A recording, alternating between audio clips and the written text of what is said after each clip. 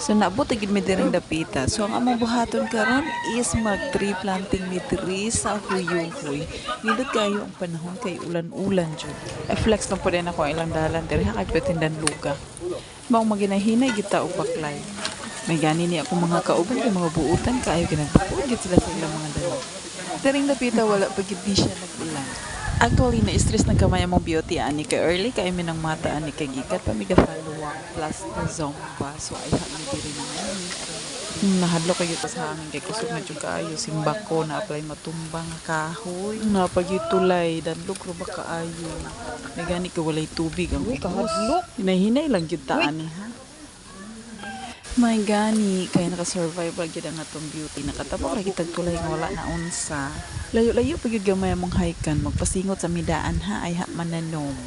Nabiyaan na ta sa atong mga kauban kay uwi kay ta nakalakaw kay danlog lagi kaayo.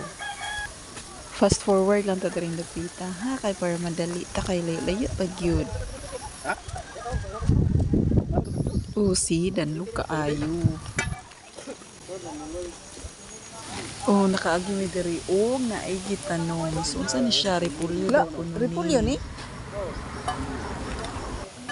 Grabe abunda kasi lang mga garden during the pita. O sa dihang kapalit da ini diri og mga utanon, grabe ka barato ra kaay. Og maabot na gyud siya merkado, mahal na gyud siya mga almost times 3 na gyud ang iyahang presyo. Hinuon dili na pud mo magasto og plite og di na pud mo mag-transport diri kay layo-layo ba sa Huyuhoy. Sa diyang naabot na diring dapita lami na kailan taon kay hawan kaayo makita na gyud ang view sa ubos ug ma-feel na gyud mo nga pertig yung kusuga sa hangin. O diba patirando ulang among gihaykan wa pa may naabot hangtod karon.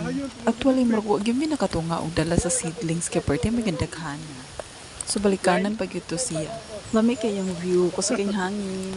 Agwanta girl kay dili lalim mangitag sapi. Ang importante nakalaag na po ta diri dapita. Medyo taon-taon na gid nga wala ta kabalik diring lugar. Pero wag gyud mi kalahos og laag sa tumi kay galain ang panahon.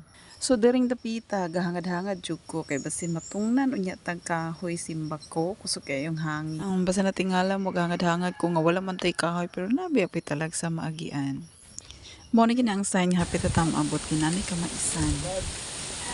Baka nilang nguha ako mga kauban og sulod ani ilang mga sudlanan. So para pa na-harvest ang mais. Daghang kay bunga. Hi. Gaso ka nag-iwag ang hangin diri. Feel kayo ang hangin diri kay hawan-hawan magid siya. At last, naabot na gyud ni